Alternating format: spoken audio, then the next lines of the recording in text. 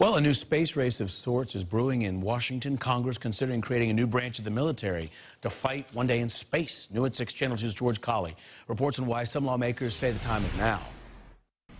The front lines of a future war could be fought above Earth, not on it.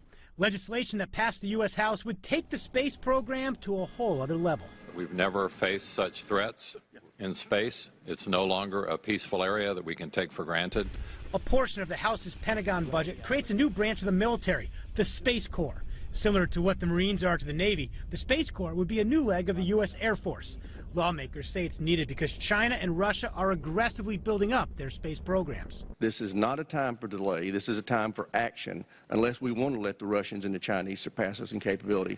The idea has some strong opposition. The White House, as well as Defense Secretary, are against the idea, and other lawmakers say the time has not come yet. We're not going to solve this by putting another emblem or seal on our wall. We're only going to solve it by empowering the Air Force, funding the Air Force, and holding an administration accountable. Whether Congress acts to make it its own branch of the military or not, the technology needed is well on its way. Here at the annual Air Force Association convention, there are dozens of vendors that are creating, developing, and testing the space technology of the future. They say that no matter what decision the government makes, they'll be ready. Space is a growing industry for us. We've been doing it again for decades, and I'm sure it'll continue to grow from there.